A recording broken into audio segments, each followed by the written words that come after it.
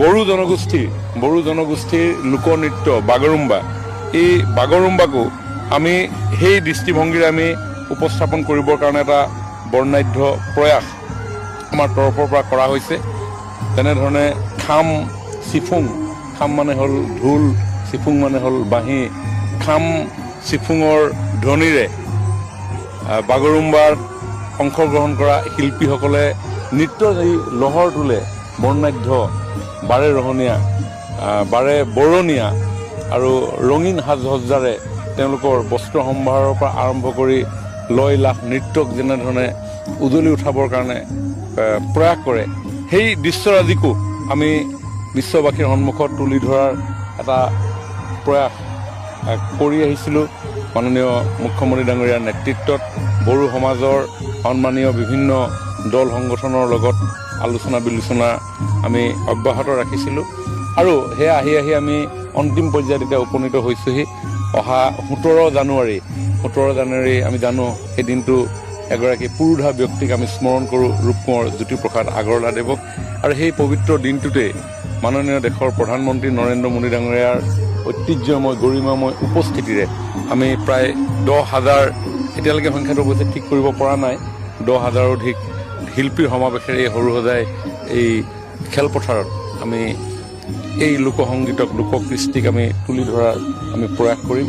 তাৰ কাৰণে ইতিমধ্যে প্ৰস্তুতি আমি আৰম্ভ কৰিছোঁ। আজি আৰু কাইলৈ এই 2টা দিন, যিহেতু নতুন বছৰ চলি আছে, গতিকে অকণমান আমি এই 2টা দিন আমি টেকনিকেল কথাখিনি শেষ হোৱাৰ পিছতেই 4, 5, 6 এই 3টা দিনত আমাৰ মাষ্টাৰ ট্ৰেইনাৰসকলক আমি এই স্থানত আমি প্ৰশিক্ষণ দিম। 8, 9, 10 এই 3 দিনত মাষ্টাৰ ট্ৰেইনাৰসকল আমাৰ ৰাজ্যখনৰ 23খন জিলালৈ গুচি যাব। 23খন জিলাত যিসকল শিল্পীক আমি ইতিমধ্যে তালিকাভুক্ত কৰিছোঁ, তেওঁলোকক এটা বিশেষ ভিডিঅ' ট্ৰেকৰ জৰিয়তে আমি প্ৰশিক্ষণ দিম। 8, 9, 10, 11 তাৰিখৰ দিনা সমগ্ৰ অসমৰ শিল্পীসকলক আমি গুৱাহাটীলৈ লৈ আনিম আৰু 12, 13, 14, 15 এই 4টা দিনত ইয়াতে যেনেধৰণে আমি বিহু আখৰা কৰিছিলোঁ, যেনেধৰণে আমি ঝুমুৰৰ আখৰা কৰিছিলোঁ, এই পূৰ্ণাংগ পৰ্যায়ৰ আখৰা আমি ইয়াতে সম্পন্ন কৰিম। 16 তাৰিখৰ দিনাখন আৰু কিবা খুটখাট যদি কিবা থাকি যায় সেইখিনি আমি চোৱা চিতা কৰি 17 তাৰিখে সন্ধিয়া আলোক উজ্জ্বল পৰিৱেশৰ মাজত আমি এই আনন্দ সুন্দৰ বাগৰুম্বা